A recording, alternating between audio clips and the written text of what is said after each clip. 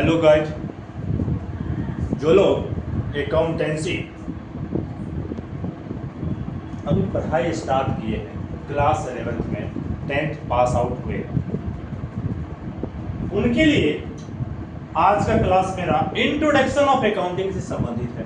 Introduction of accounting, ये accounting क्या है, ये कैसे शुरू हुआ, कहाँ से आया, क्यों हम लेखा जोखा शुरू किए।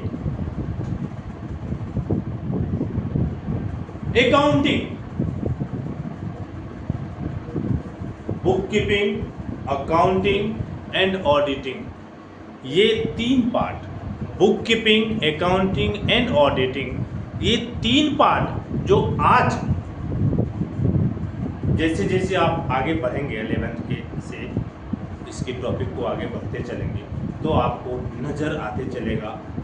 तो ये तीन पार्ट से पहले का दुनिया क्या था, इस तीन पार्ट से पहले का दुनिया क्या था।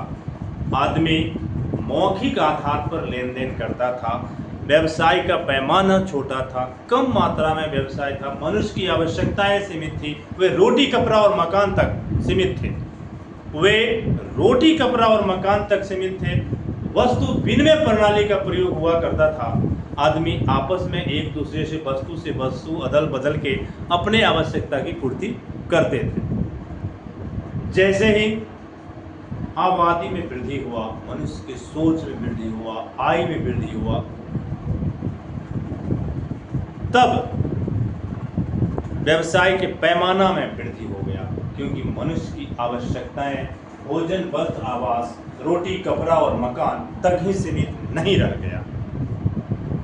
वे बृहत मात्रा में वस्तु क्रय विक्रय करने लगे, उनकी आवश्यकताएं दिन प्रतिदिन बढ़ती गई, उनकी आय में भी बढ़ोतरी होने लगा। जैसे ही आवश्यकता बढ़ा, एक व्यवसायी जो दिन भर में सीमित मात्रा में ट्रांजैक्शन करते थे, उनका ट्रांजैक्शन असीमित होने लगा। एक ग्राहक जो सामान्य वस्तु 2-4 वस्तु क्रय किया करते थे, तो उनके वस्तु का लिस्ट बढ़ने लगा। अब ग्राहक और दुकानदार के बीच लेन देन को लेकर यदि वे मौखिक आधार पे लेन देन करते हैं तो आपस में किसी बात को लेके विवाद सा माहौल होता है। उस विवाद से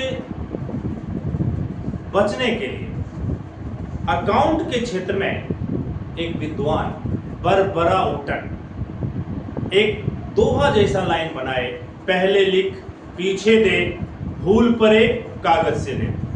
पहले लिख पीछे दे, भूल परे कागज से ले। और इसी दोहा के आधार पर व्यवसाय में लिखने की प्रथा का प्रयोग होने लगा।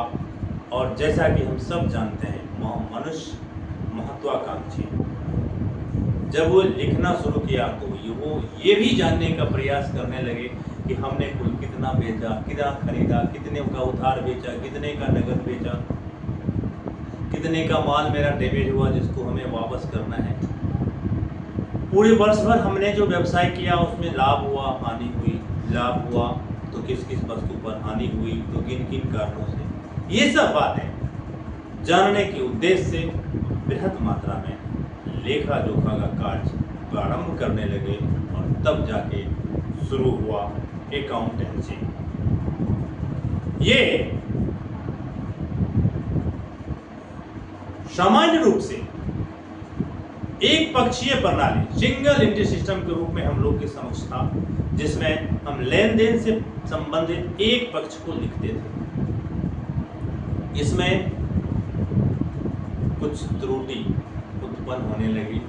अगर हम भूलवश कुछ लेखा गलत कर दिए तो उसे ढूंढ पाना असंभव होने लगा।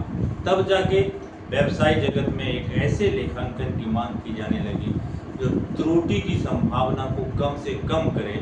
इसी परिप्रेक्ष्य में इटली देश के वेनिस नगर के निवासी ल्यूकास पेसियोली के द्वारा 1494 ईस्वी में लेखांकन की एक प्रथा, जिसमें दोनों पक्षों को लिखने की प्रथा का आगमन किया गया, जिसे दोहरा लेखा प्रणाली नामकरण किया गया और जिसका फादर लुकास पेसियली को बताया गया।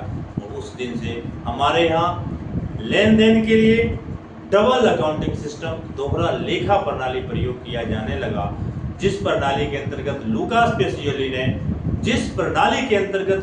पेसियोली ने अकाउंट को दो भागों में बांटे हैं, पर्सनल और impersonal. Personal account which are related to person, institution, corporation, etc. that are called personal account. In case of personal account, debit the receiver, credit the giver. पाने वाले को नाम करें और देने वाले को जमा करें, रूल्स का हम प्रयोग करते हैं। इम्पर्सनल अकाउंट को दो भागों में हम बांटते हैं, रियल और नॉमिनल। रियल जिसके अंतर्गत हम टेंजेबल आइटम और नॉमिनल जिसके अंतर्गत हम इनटेंजेबल आइटम का प्रयोग करते हैं। रियल अकाउंट के अंतर्गत debit what comes in, credit what goes out, और नॉमिनल अकाउंट के अंतर्गत debit the receiver, credit the giver formula का प्रयोग करते हैं। इसके अतिरिक्त अलग अलग व्यवसाय के नेचर के आधार पर अकाउंट को कई ब्रांचेज में बांटा गया, कई शाखाओं में बांटा गया, जो financial accounting, cost accounting, management accounting, tax accounting, government accounting के नाम से जाना गया। इसी में आधुनिक समय में एक और अकाउंटिंग जोड़ा गया, जिसे हम ह्यूमन रिसोर्स मैनेजमेंट अकाउंटिंग के नाम से जानते हैं। आज का क्लास हम इंट्रोडक्शन के रूप में यहीं तक रखते हैं, आगे हम इसमें थोड़ा बहुत बताते रहेंगे, अपना क्लास जारी रखेंगे। वीडियो जो लोग देखें उन्हें अगर पसंद आए तो लाइक करें, सब्सक्राइब करें, शेयर करें और कमेंट करें। धन्यवाद।